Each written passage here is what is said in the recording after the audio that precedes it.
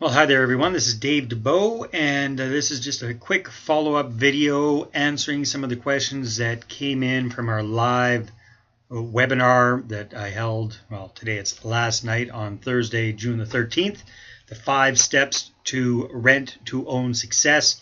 So we had quite a few people on the call live, and because I was trying to cram so much information in such a relatively short amount of time, I didn't have time to get to everybody's questions live, but I said that I would do my best to answer them. So let's jump in and quickly go through some of the questions that came in. So from Richard, he was asking, do they come in French too? So I assume you're talking about the materials.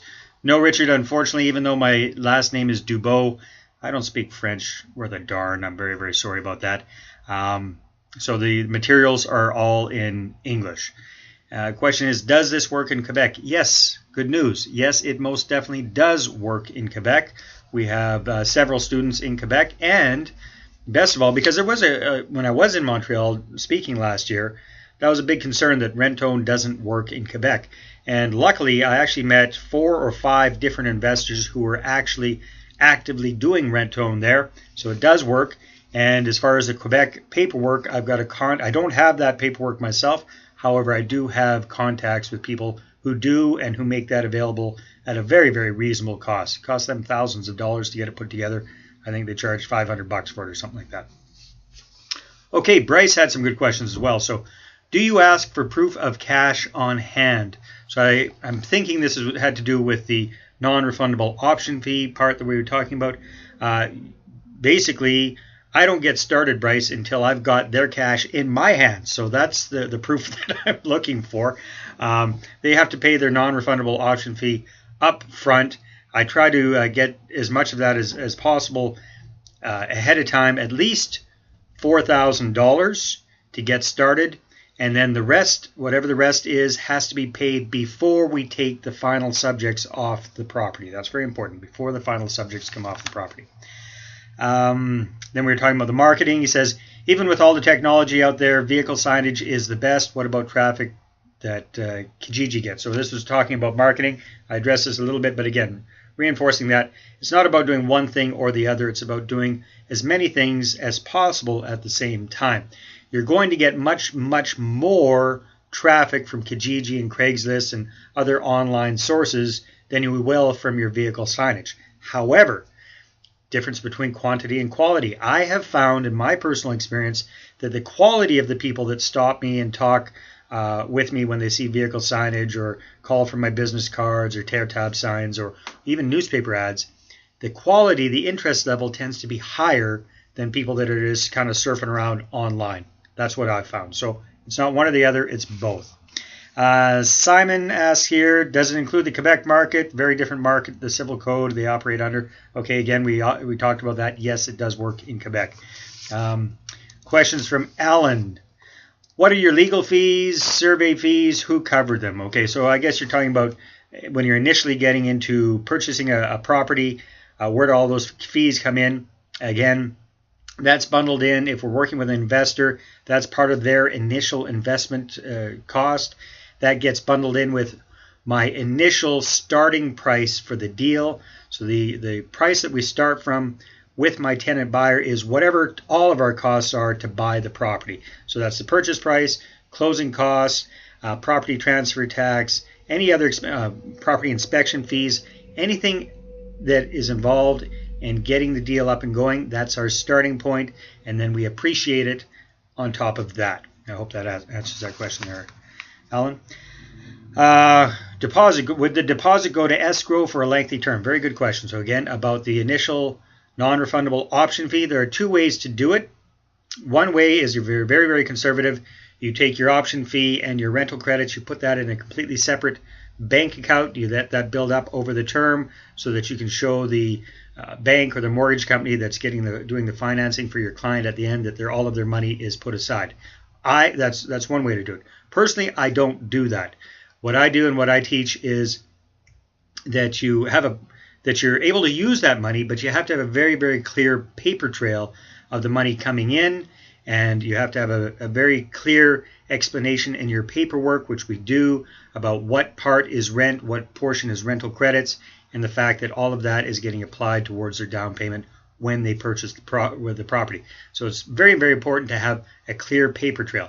Also, having a plan B if that's not satisfactory for the bank. If you do have to come up with that money at the end of the deal, you might have to put it aside in a bank account, joint bank account with you and the tenant buyer for 2 or 3 months to satisfy the bank's requirements. So that's plan B if that doesn't work. Hope you understand that. This is kind of more advanced stuff that we get into much more in depth in the actual rent-to-own cash-on-demand system. Doesn't the upfront payment go towards the down payment of the property? Yes, it does. Says, I'm not sure who he's talking about here. Skeptical. Well, fair enough. People hear about these kind of things. They're skeptical. That's why I suggest, you're watching this video, scroll down, click on all of the videos of all the different folks just like you who've attended this program, who are doing deals, and see what they think. It's not just about what I say. Obviously, I'm biased. I created this thing. It's my baby, so to speak. But check out what other people just like you have to say.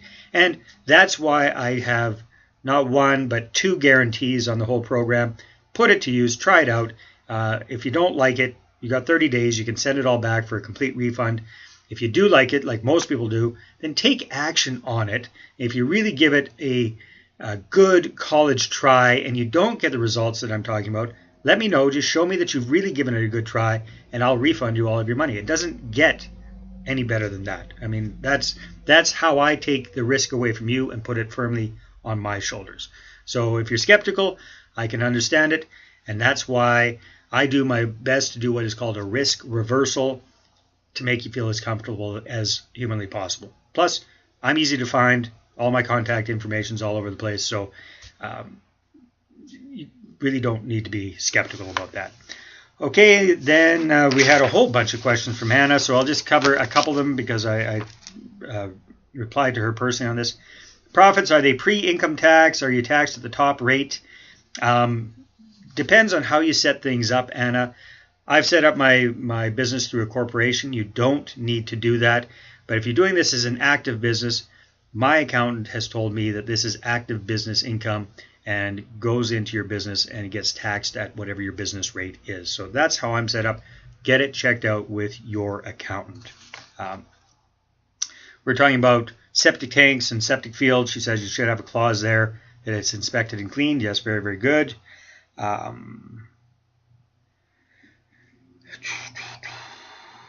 She has some very good tips. So thanks for all your tips, Anna. I really appreciate your participation, very active participation in the webinar. So to give you some ideas here, make sure you check pay stubs and income. Check out the people on Google. Call their places of business. Call their employers. Yes, when you're doing pre-screening with potential rent-to-own clients, it's very, very important that you trust but verify. It's a nice way to put it. So see what they've got on their application form, but make sure that you verify everything as well. Don't just go on people's words. One thing she had, we were talking about vehicle signage here. She says, tip here is call your car insurance company. Make sure the sign will not be too big and count as a commercial vehicle. Then you might not be covered. So, yeah, that's a good point. I hadn't really thought about that. My vehicle is insured for both business and personal use, so I am covered, but that's something you might want to check out with your own insurance agent. Okay, everybody, thank you very much for watching the live presentation last night and for your questions. Please scroll down, check out the entire site, check out what's included with this Rent-to-Own plus Creative Profits Club membership, and I'd really love to see you come out to our upcoming Rent-to-Own Profits Summit in July here in beautiful Kamloops, BC. We're going to have a blast. You're going to learn a lot, meet a lot of like-minded people, learn from not just myself, but some other very, very experienced real estate investors and real estate experts, plus just the networking around with other people who are actually up and running and doing stuff is immensely valuable. Hope to see you there. Talk to you soon. Bye-bye.